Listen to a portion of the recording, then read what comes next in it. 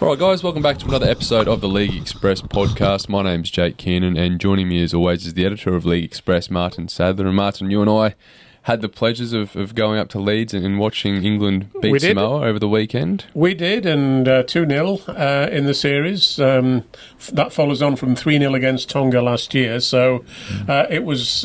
I thought it was a really enjoyable, interesting game, and it was a very similar scoreline, of course, to the first game at Wigan. And there were lots of really great things to admire about the game, I thought, from both sides, actually.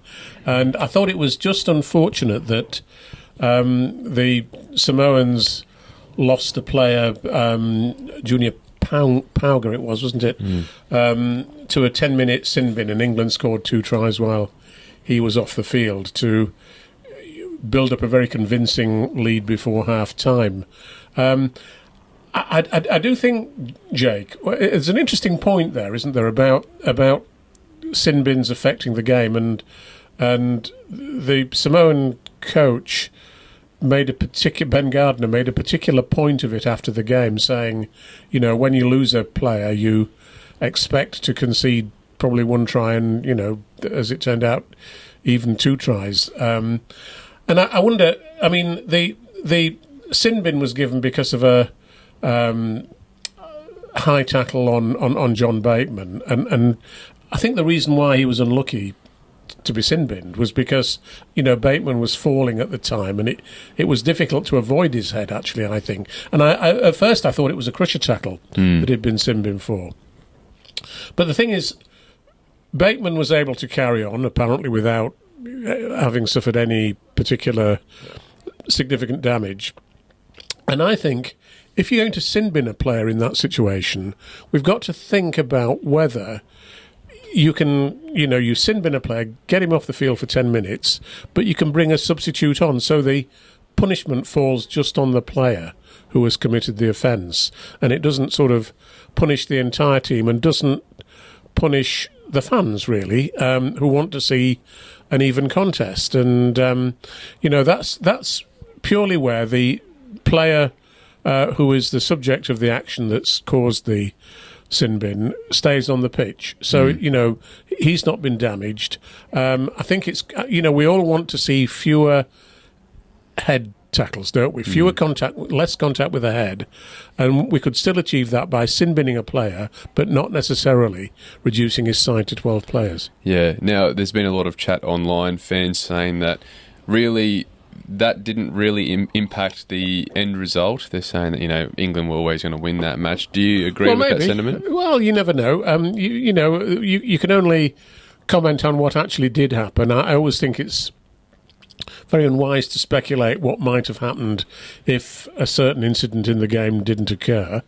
In just the same way that it's difficult to speculate on what might have happened if Stephen Crichton hadn't got married in Australia and instead had come on the tour to, you know, to captain the Samoan team, and if Brian To'o from Penrith had also been able to come. You know, both results might conceivably have been different, but the thing is, we can only speculate on that. We can't say with any certainty, can we? That's right. Now, I guess, you know, he almost seemed not so much disappointed in the presser, but it seemed like he still felt like there was a lot of belief in that Samoan team. I think he spoke very well in the press conference, actually, did Ben Gardner, and you know, I really admired him, and it was very realistic. I think he paid tribute to England for their performance, and clearly he thinks England are a very good side, and Samoa, I thought, were also a very good side that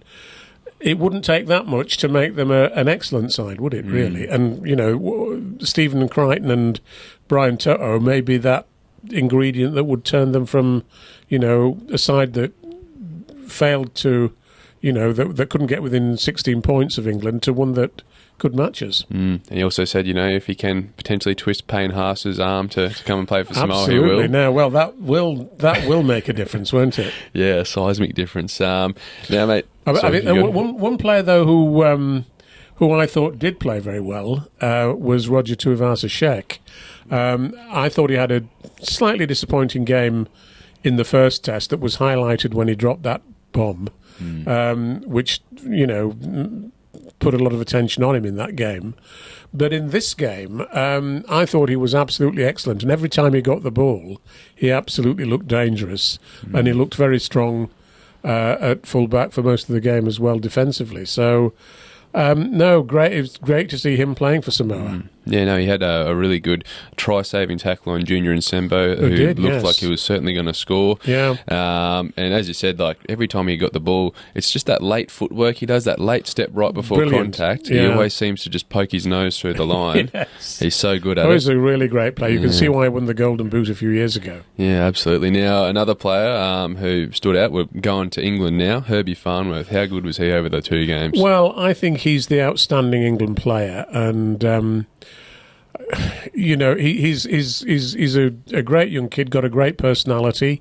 He's got a great story to tell, hasn't he? Having gone over to Australia at the age of 17 to put everything on the line to try and force his way in at the Broncos, and having done that so superbly. And I think, as I say, he's one of the outstanding players in World Rugby League right now, and I think 2 tries, he almost scored a third, and played a great role in everything that England did in attack.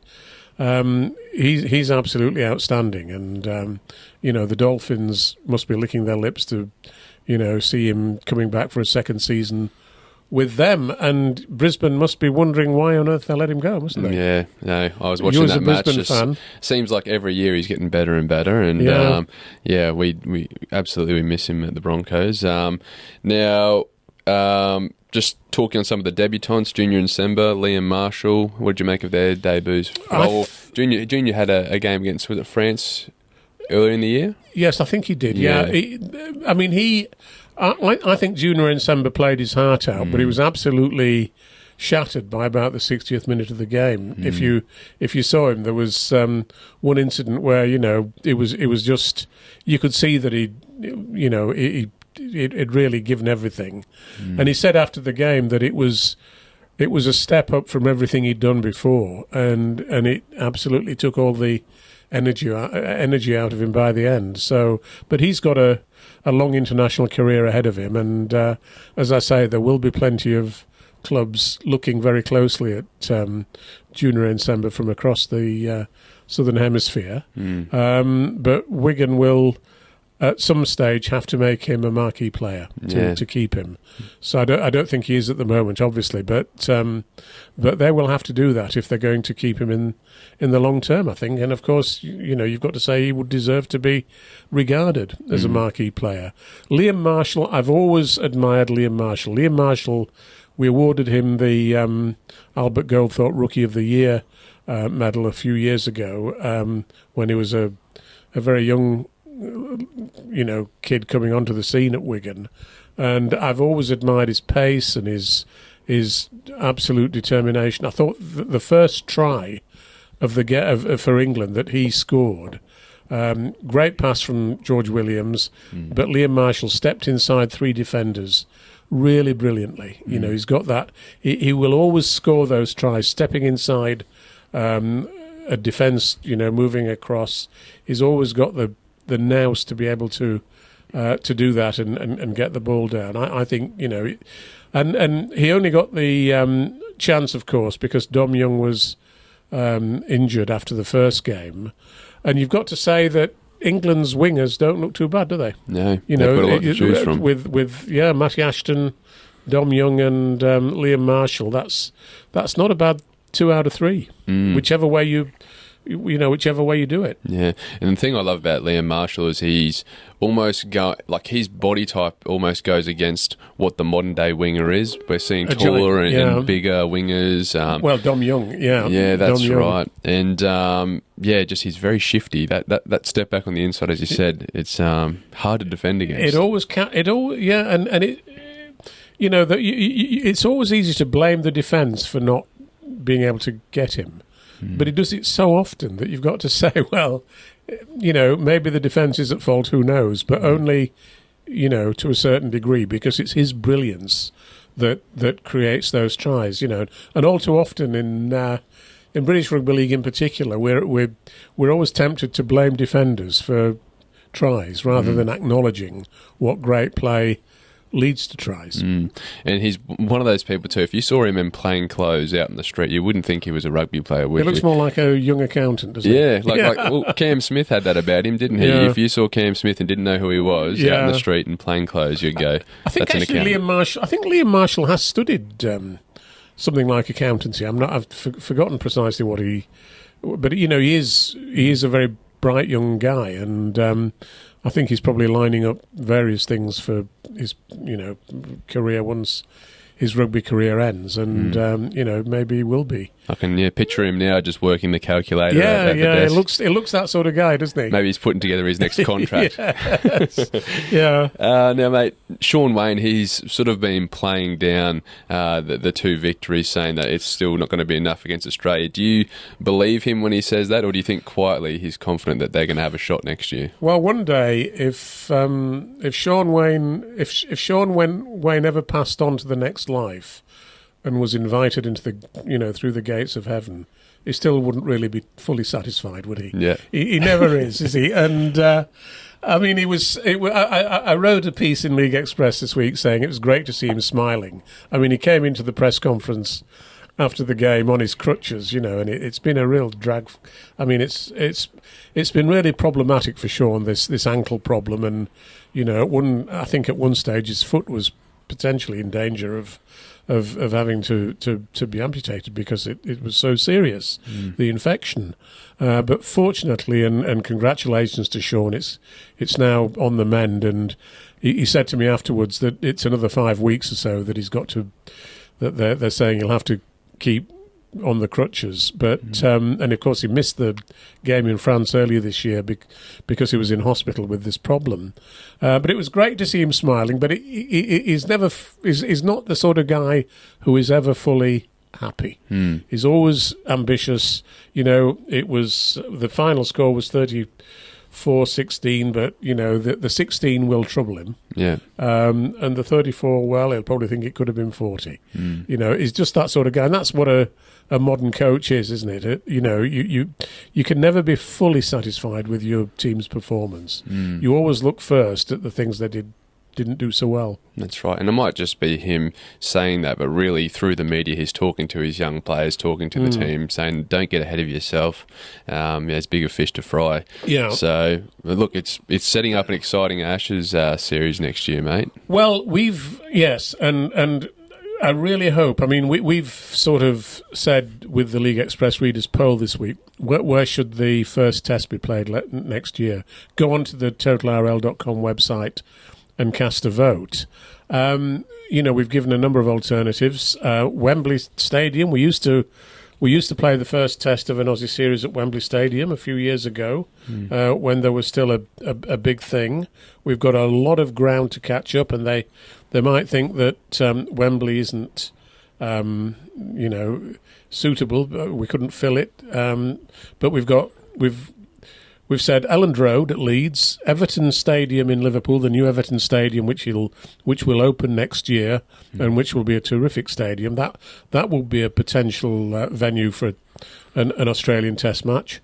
Wembley, Etihad Stadium in Manchester, and St James Park in Newcastle. I suspect that Newcastle will win the vote, but we'll have to see. But it's an exciting time, I think. Yeah, no, absolutely, mate. And there's been a lot of chat this week about whether they revive the War of Roses concept, mate. What are your thoughts on that? This was suggested by IMG, but I actually now hear that they are cooling on that idea a bit, having looked into it and seen, that it may look a bit of an outdated concept. But I can see why Shaun Wane would want to see that. The only thing is, though, if you look at the England squad that played on Saturday, of the English, I mean, I'm assuming that it would be England-based players only playing in that. You wouldn't bring back the NRL players to play in that game. But most of the England team were actually Lancashire players. You know, there are very few Yorkshire players. If you look at the squad, you've got Harry Newman from Leeds Rhinos. Who else have you got from Yorkshire? Darryl Clark, who plays for St Helens, but comes from Yorkshire originally, of course.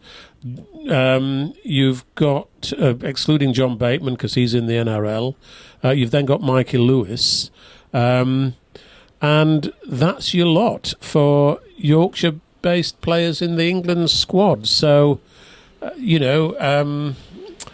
maybe would Yorkshire give Lancashire a game? It might be quite one-sided. Who knows? The way it looks. Yeah. Although, having said that, in past encounters between Yorkshire and Lancashire, the Yorkshire team rises to the challenge probably more than Lancashire. Yeah, okay. To be honest, underdog mentality. Well, maybe, or probably a clearer. There's probably a slightly clearer sense of identity in Yorkshire than in Lancashire. Lancashire viewers will hate me for saying that, I'm sure, but maybe there is. It's a bit like, I'd compare Yorkshire to Queensland a bit, really. You know, that we all like, in Yorkshire we boast about God's own county, and I'm sure you think the same about Queensland as a state in Australia, don't you? Yeah, absolutely, mate. God's country for sure. Certainly better than the rest of Australia. Yeah, that's right. No, I've actually noticed that as well. Sometimes I've gone and played tag rugby tournaments, and the Yorkshire team always has the loudest supporters. Yeah. They've got the chants and then all the other team songs. And it's just like, man, these guys are kind of annoying. But they're quite always good like at their to annoy sport. you. Yeah, absolutely. All right, mate, anything you want to touch on England Samoa-wise before we move into some of the Pacific Championship games? No, well, the other thing I would say is that the England halfback combination, I thought, played very well. Harry Smith is a great field kicker of a ball, isn't he? You know, he always seemed to have lots of time. He knew exactly where he was putting the ball every time he kicked it, and I thought, I'd be very surprised, given that the NRL is talking about moving up to 20 teams soon. Again, I'd be very surprised if some NRL clubs weren't looking very carefully at Harry Smith to, talk to about coming over to the Southern Hemisphere, and George Williams as well. George has still got it and could easily take an NRL club around the park, couldn't he? Yeah, I agree. Imagine if we saw like a Harry Smith and Lachlan Lamb halves combination for PNG when they eventually get a team, or maybe a Perth Bears team could convince him to come over. Absolutely, yeah. It's a shorter flight to Perth from here too, I think. Yeah, and it's a beautiful city as well. Yeah, that's right. It's a beautiful place. So we'll wait and see with that one. I saw the reports coming out that, I think they try and stoke up the fire a little bit when we see England play on the international stage of potential players that could come to the NRL. Gosh, yeah. All right, mate, we'll move into the Pacific Championship games. A big, not a shock win, but a surprising win by Tonga. It was a bit of a shock, wasn't it? Yeah, you could say that. Yeah. 25-24. A field goal sealed the deal. What did you make of this match, mate? I thought it was one of the best matches I've seen for many years. It was absolutely thrilling. The Tongans went into a 24-0 lead before half-time. The Kiwis pulled a try back before half-time to make it 24-6, but they were really up against it. But they actually clawed their way back into the game to get to 24-all.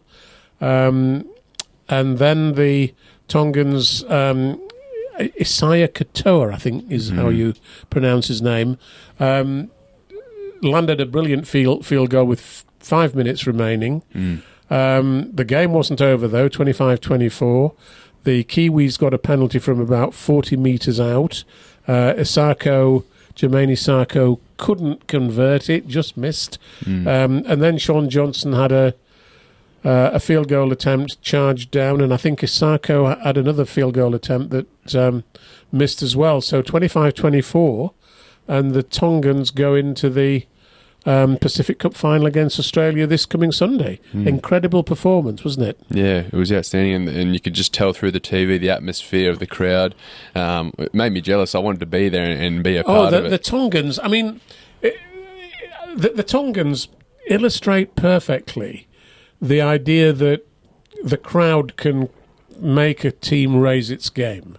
When they came here last year, there were very few Tongans who were here to support them against England, and you could almost sense that they missed the sort of support that we saw in Auckland on on Saturday.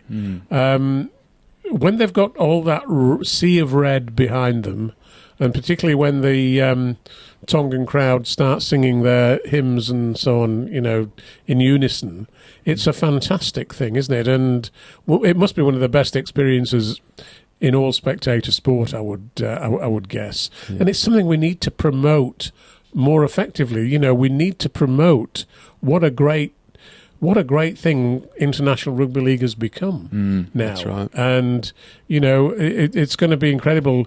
I mean, I don't know how many Tongans there are in Sydney, but hopefully they'll all be at Combank Stadium on Sunday. Yeah, I hope so. And the other thing that the Tongans do that is so great to see on TV, just visually, all the flags that are flying in the Absolutely. crowd. Other matches you watch, you can't see any flags, but when the Tongans show up, it seems like every second person in the crowd has a flag. They're amazing, and they're brilliantly led by Adin Fanua-Blake, weren't they? Who's joining Cronulla next year. I mean, what a great signing he is for them. That's right. And, there's even talk with the way he's playing at the moment, he could be a Golden Boot contender. Oh, potentially, yeah. We'll see what happens this weekend, obviously. Yeah, we'll talk about that next week when the international programme's finished.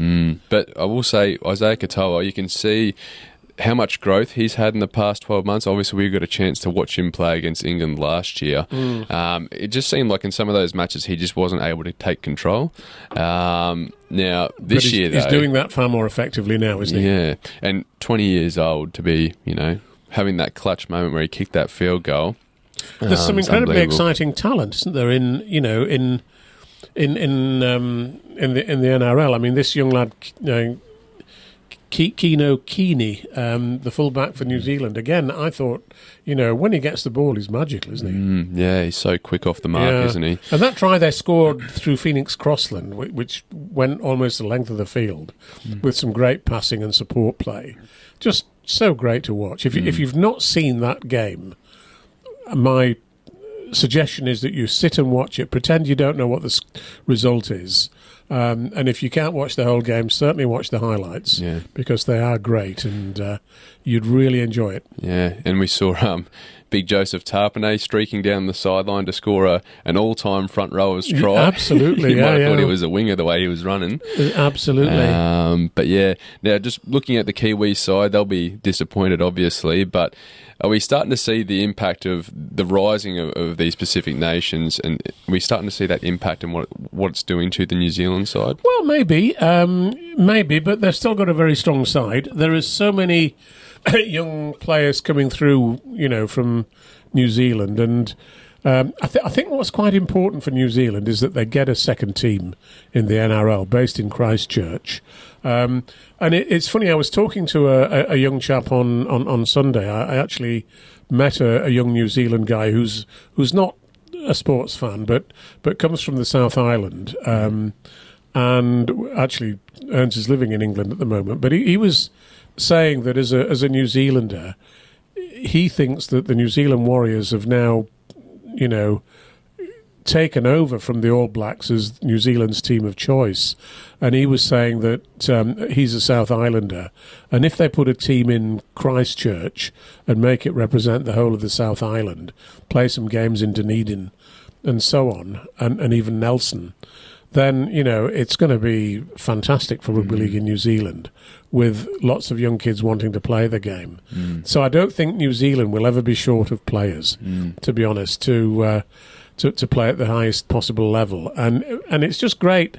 But it's just great, to see the Tongans and Samoans being so competitive.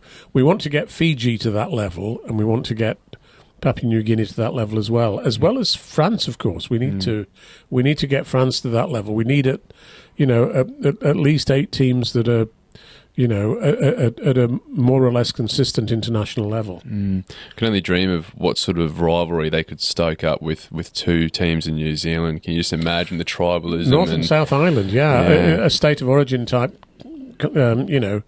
game it would be, wouldn't it? So, I hope they do that, and I hope it happens sooner rather than later. And also, having a second team in New Zealand would be great for, I guess, the Warriors' schedule as well. They could have more games in New Zealand as well, which would help them. Yeah. But yeah, really good stuff to see, mate. We'll move on to the PNG Cook Islands game. So Papua New Guinea won this one 42 points to 20. A good effort from Cook Islands. We know that they don't have a great pool of talent to select from, but PNG just too strong. But they were doing well in the first half, weren't they? They were leading 14 points to 4. PNG got back to lead 16-14 at half-time with the help of a try from their new captain, Lachlan Lam. Great to see him captaining PNG, following in the footsteps of his father, Adrian, the Lee coach. And it was great to see Adrian in the stand. And apparently he presented his son, Lachlan, with his jersey before the game, which was a great gesture, I thought, by PNG Rugby League and by Adrian himself. Just great to see him there. And of course they all love Adrian Lam in PNG, and I'm sure they all love his son as well. So, marvellous. And so there were so many players from Super League again playing in that game.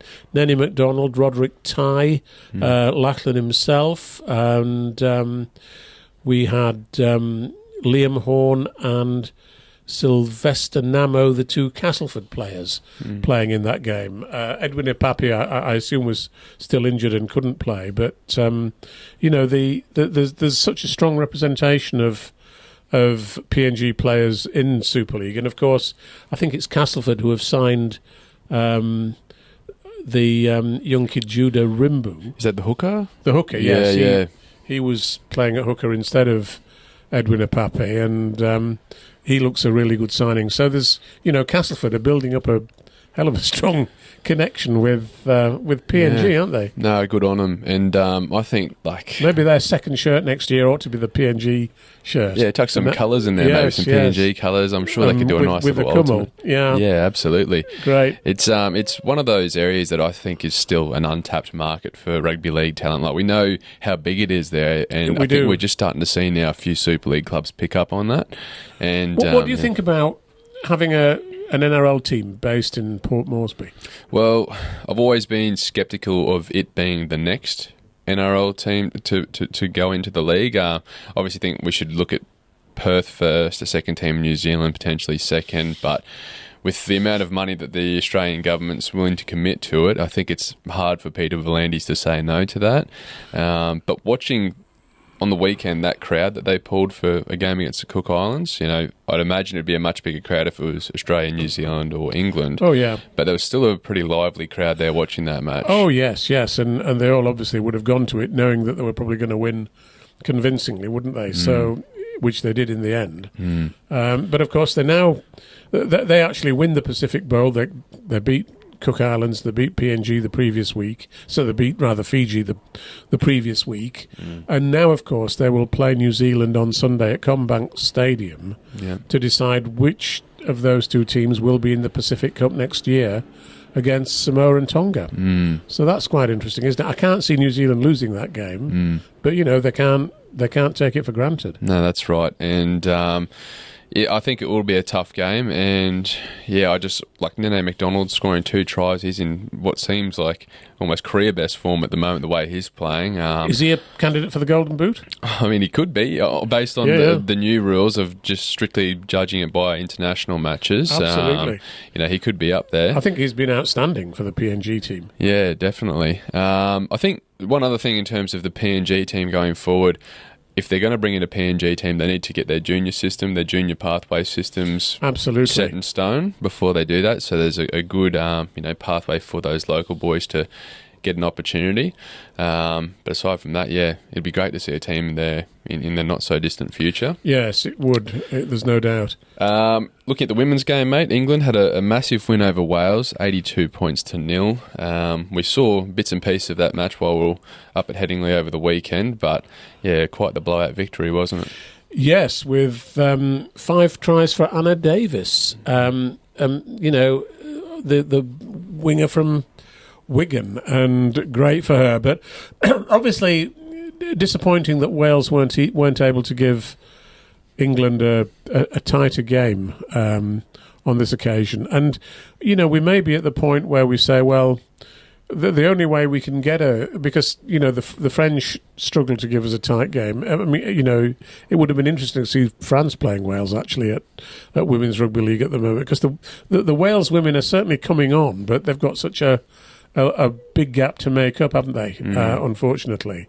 And what might have been better in terms of being competitive was a game here between Yorkshire and Lancashire. The teams, pretty evenly spread between Yorkshire and Lancashire, and I think it would have been a really interesting game. They did play at Oldham quite recently, so excuse me. We've got this problem in the Northern Hemisphere that in both the men's and the women's game, the England team is way ahead of the opposition. And that makes life difficult, doesn't it? Whereas in the Southern Hemisphere, they've developed the South Pacific teams to be far more competitive and, able to take the field against Australia and New Zealand with a reasonable chance that they're going to do pretty well. I wonder if it's worth just, persisting. I mean, that's always the word we hear. We've got to keep persisting with the international game. Yeah.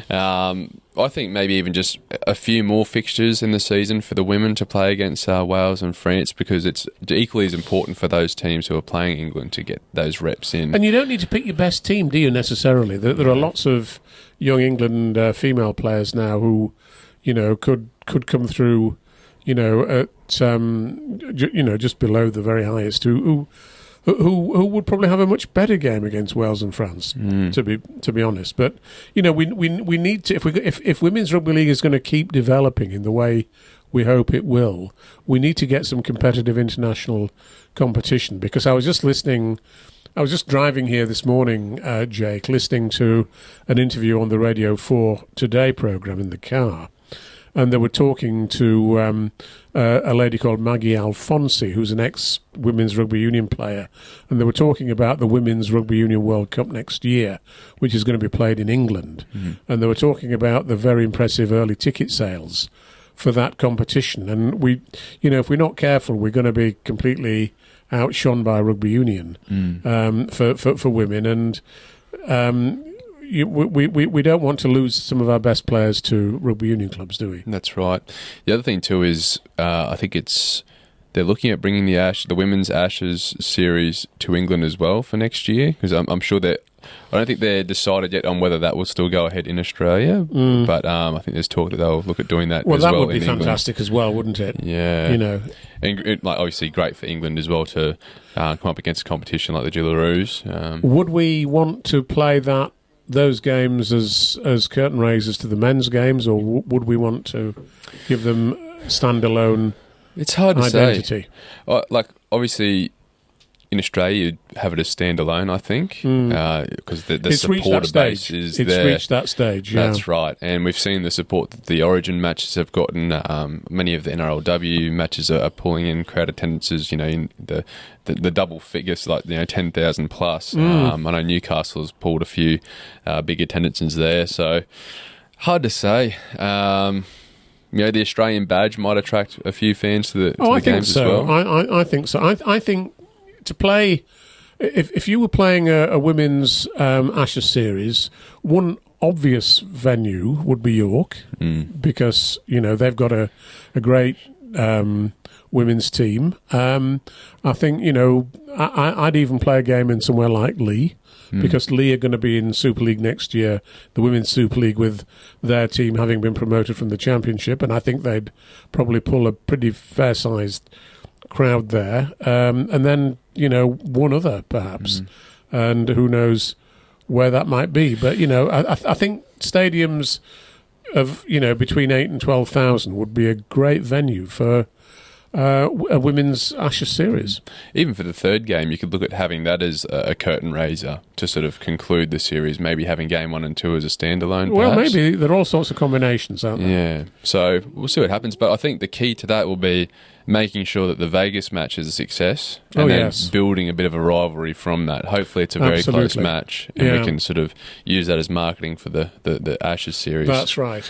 All right, mate. And obviously in the Southern Hemisphere, we had Samoa defeating Fiji in the women's game, 16 points to 12, a close match. And the Kiwis beating Papua New Guinea 36-0, which was a bit big of a scoreline. Yeah, the Papua New Guinea women's team has struggled a bit this year against Australia and New Zealand. I think they were a bit overmatched.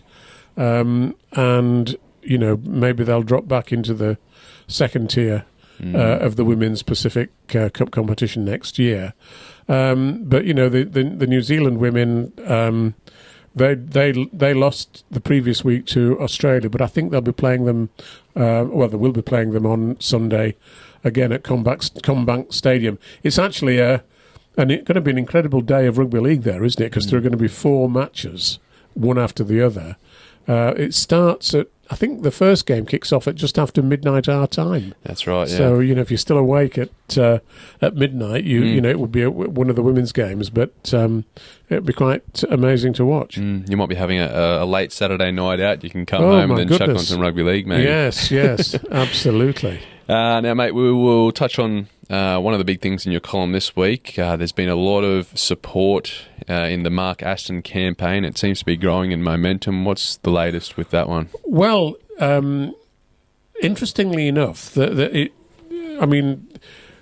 Speaker of the House of Commons, Sir Lindsay Hoyle, was at the game on Saturday, and he was buttonholed by one or two people with quite a bit of knowledge about this Mark Aston situation, and he's asked for a complete breakdown of what happened, with perhaps a view to taking it further. And of course, Lindsay, I think, is he still the president? Has he handed over yet? I don't think he has he? Sure, so he's still the president of the Rugby Football League. So he obviously carries some clout, and we'll see what happens. But I think we'll find that Mark Aston will put in an appeal through the RFL appeals procedure, but they are trying to take it to the Sport Resolution Foundation, and they've got a GoFundMe page to raise the money to be able to do that for Mark.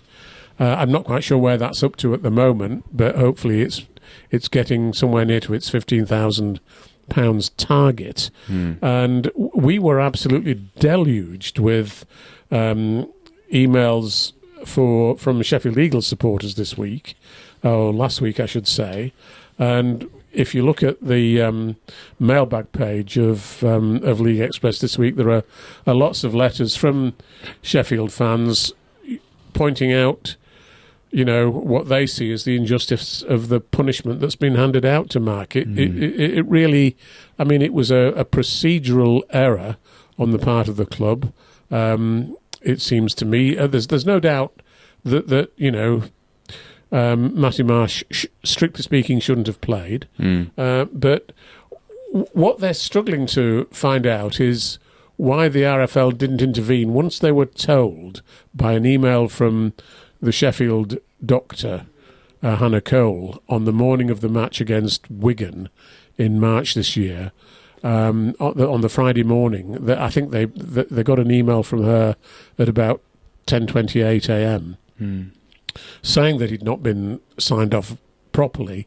Oddly enough, she didn't copy Mark Aston into that email, so he wasn't aware of it, and the RFL could have then taken action at that point and withdrawn him from the game, but they didn't. And but the RFL hasn't revealed yet what the email trail was once they actually received that email, and that's really quite crucial. So, my comment, I actually repeated in my column this week some of the content of the letter that they've sent to Sir Lindsay Hoyle.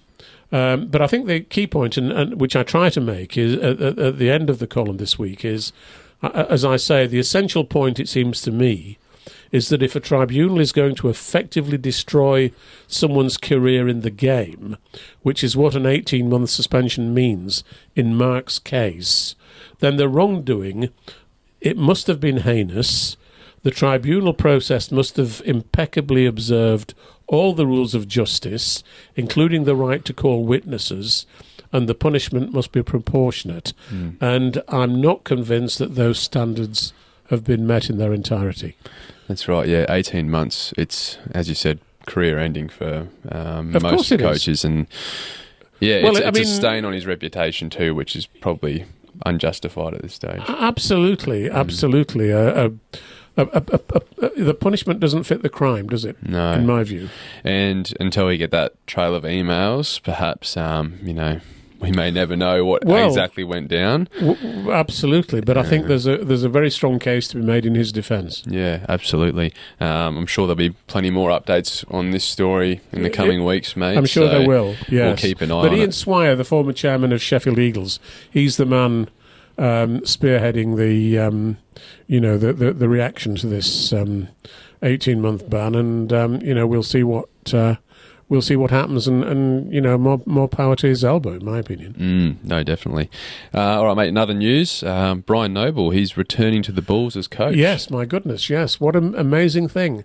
Brian Noble, his last involvement at Bradford was to coach them to the treble in 2005. They won the cup, they won the league, and the following year they beat West Tigers in the World Club Challenge. But then Brian left to go to Wigan and managed to... It's amazing now, isn't it, to think that in those days Wigan were threatened with relegation from Super League. Brian managed to make them avoid that fate. They just avoided it, thank goodness. And he's then coached some other clubs, including a spell at Salford, but I don't think there's any doubt that Brian Noble's heart is with Bradford Bulls. He's a Bradford man himself. He always identified very strongly with Bradford. He played for them, of course, represented Great Britain, captained Great Britain while he was a Bradford player. So all the great things, in Brian's rugby league life have come via Bradford Northern, as it used to be, and Bradford Bulls, as it became. So, he's obviously... quite a bit older than he was in 2005, but hopefully a bit wiser as well. So, age brings wisdom, if nothing else. Absolutely. Creaking bones as well, but hopefully wisdom in the first instance. So, we've seen in Australia Wayne Bennett still coaching in his 70s. So Brian, I think, is only in his 60s, probably early 60s actually. So there's no doubt that he's potentially got what it takes, and it could be a very astute appointment. I certainly hope that it is. Wouldn't it be great to see him be able to steer that team back into the Super League maybe in 5-10 years? Well, I've said before now that Bradford Bulls, it seems to me, are probably the favourites to win the Championship Grand Final next year.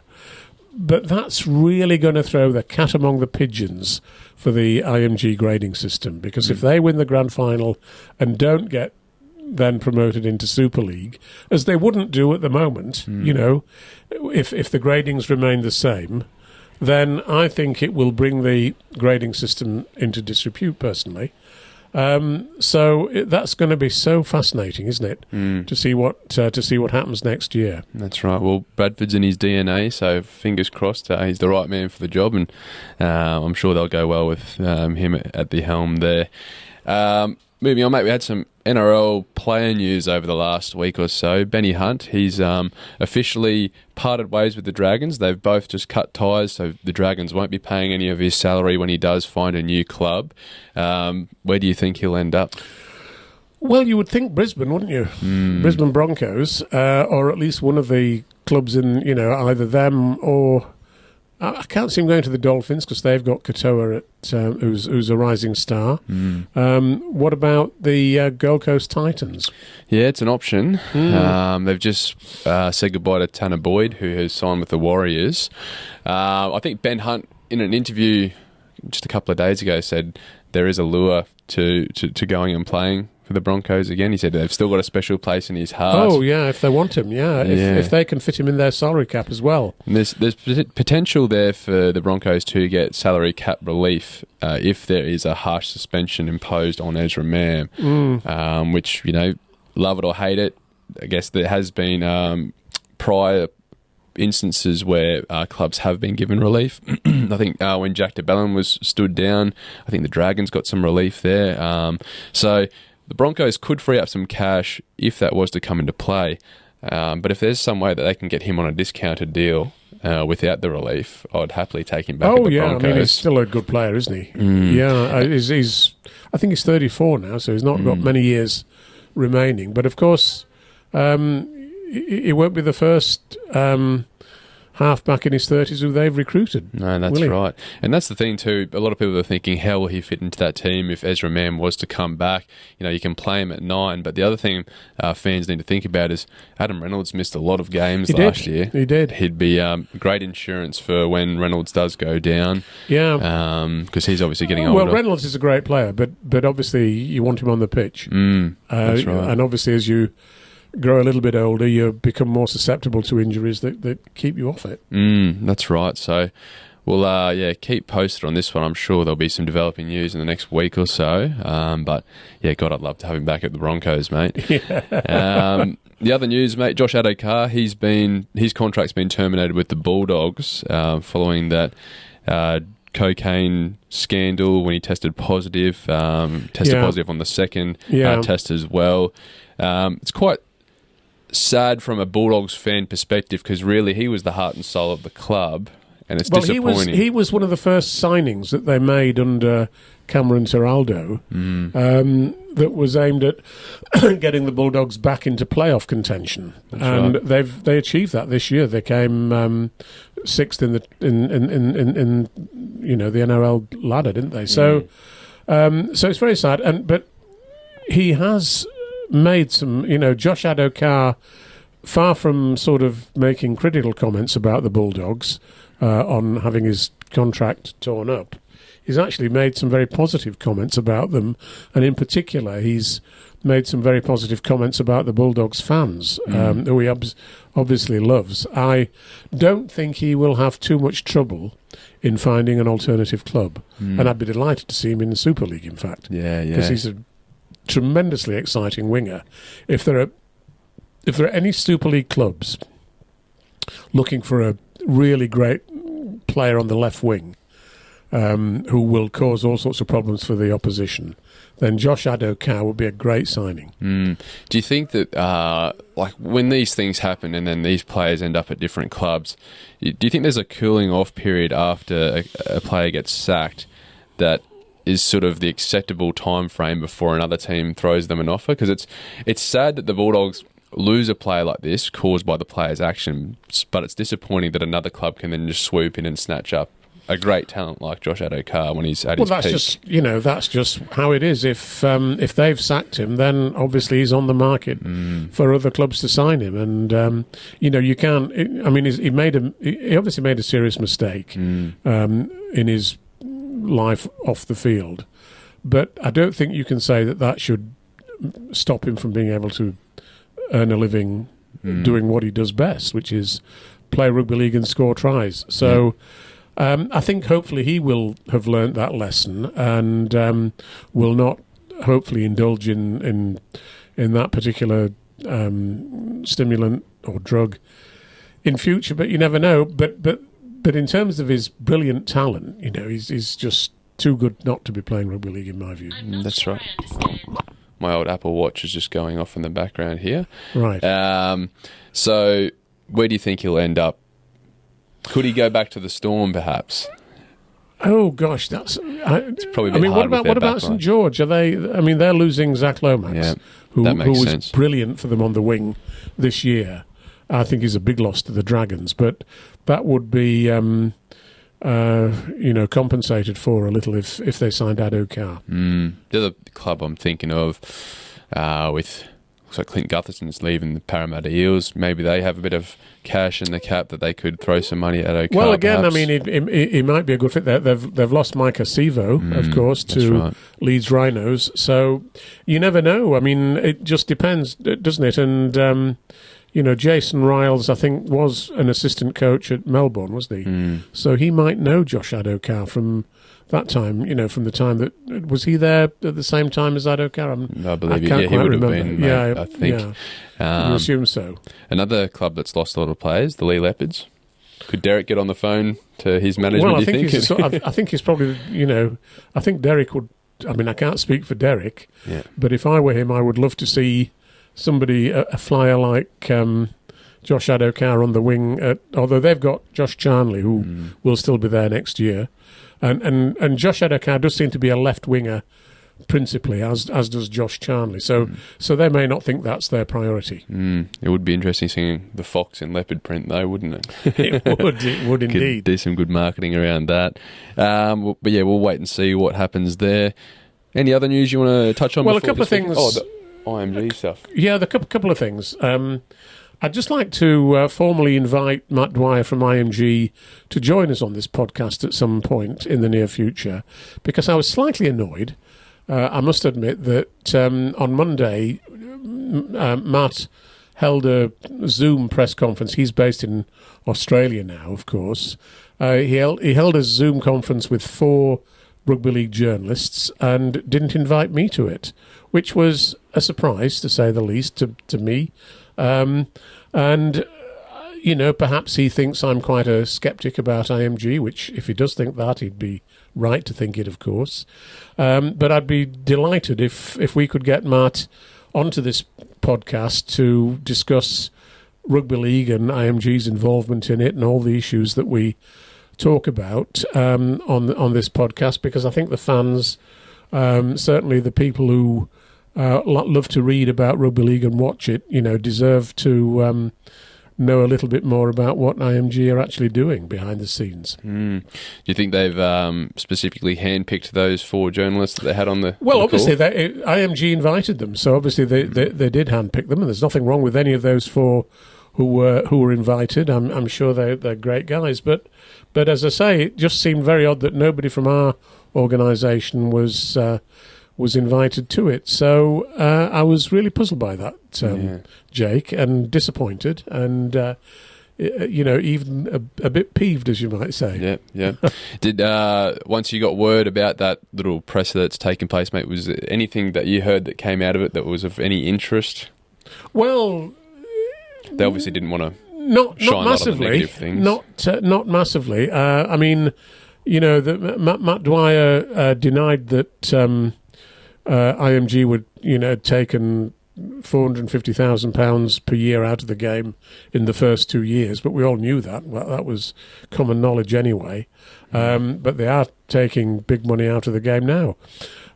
So I don't think... I mean, he actually distanced himself a bit from the Rugby Football League by saying there are lots of things they can't do because the RFL doesn't have the money for it.